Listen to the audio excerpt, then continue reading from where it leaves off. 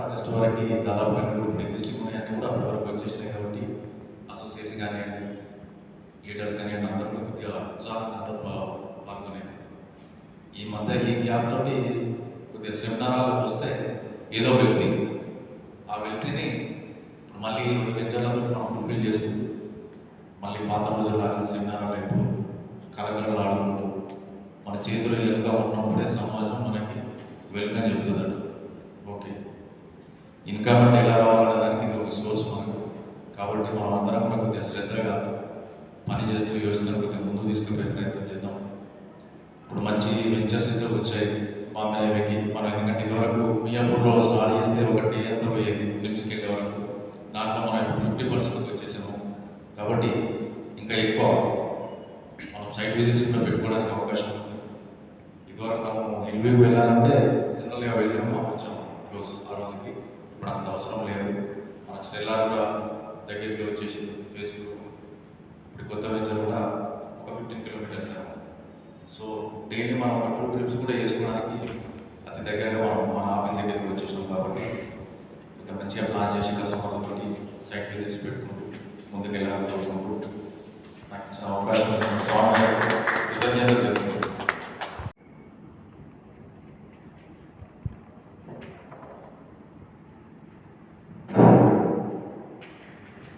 Good afternoon. నా పేరు ప్రవీణ్ కుమార్ రెడ్డి. నేను ఈ కంపెనీలో 2 ఇయర్స్గా పనిచేస్తున్నాను. పొజిషన్ వచ్చేసి డైరెక్టర్ మిషన్.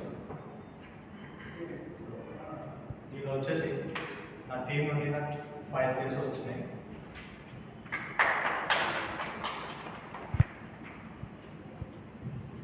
కంపెనీ గురించి మాట్లాడాలంటే కంపెనీ అవుట్స్టాండింగ్ అండి. కంపెనీలో ఎలా ఉందంటే భద్రత అనేది బాగుంది. నేను 2 ఇయర్స్ నుండి ఇదే కంపెనీలో ఉండి ఇంకా కంటిన్యూ చేస్తున్నా అంటే నా రీజన్స్ డ్యూ టు ఎమోషన్స్, దీనిలో ఉన్న కొన్ని ఎథిక్స్, మన ఎండి శాతం ఉన్న కొన్ని నిజాయితీ అన్న బాడీస్.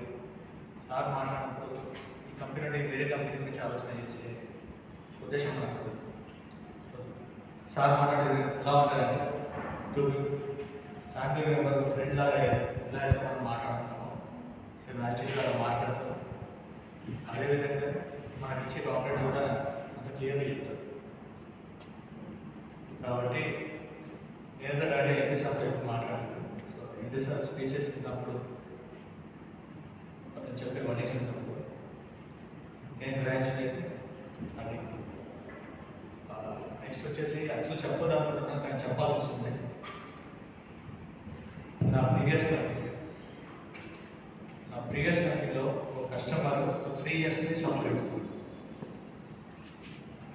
ఎలా సఫర్ అవుతుందంటే అతను నేను చూపించాను ప్లాట్, దానికి అడ్వాన్స్ అమౌంట్ 6,70,000 కట్టినాను. కాబట్టి అతనికి ఈ కంపెనీ ఏం ఇచ్చారంటే కంపెనీ సైడ్ ఇవి నేను కూడా మన మాట్లాడతాను అప్పట్లో. సో ఎంపీతో మాట్లాడి అప్పట్లో కంపెనీ ఇచ్చింది అతనికి లోన్ వస్తుంది. కాబట్టి ఆ లోన్ ప్రాసెస్లో ఏమైందంటే వాళ్ళ మదర్కి సీనియర్ సెక్టర్ దాని మీద లోన్ రాదని మనం క్యాన్సిల్ చేసి. సో అప్పటి నుండి అతని అమౌంట్ అక్కడ ఆగిపోయింది. అతనికి అమౌంట్ ఇవ్వట్లేదు కంపెనీ, లేదా ప్లాట్ ఇవ్వట్లేదు. అతను ఎవరు కాదు, మా కజన్ అయ్యి కదా. సో అతను నా మొహం చూసి ఇప్పటికీ ఆ కంపెనీని నమ్మకుండా సరే నా మొహం చూసి అక్కడ గోల్లో.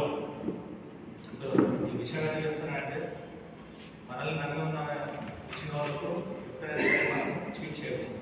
నేను అతనికి అవసరం కూడా ఇచ్చాను. ఒకటి మనీ ఇప్పిస్తాను, ఫైనల్ డిసిషన్ చెప్పాను. నెక్స్ట్ వచ్చేసి లేదు ప్లాట్ ఉంటారంటే అదే కంపెనీలో నీ ఇష్టం ఇన్వాల్వ్ అన్నాడు అక్కడిని తెలుసుకోండి ఈ ఉదయం చెప్పారు.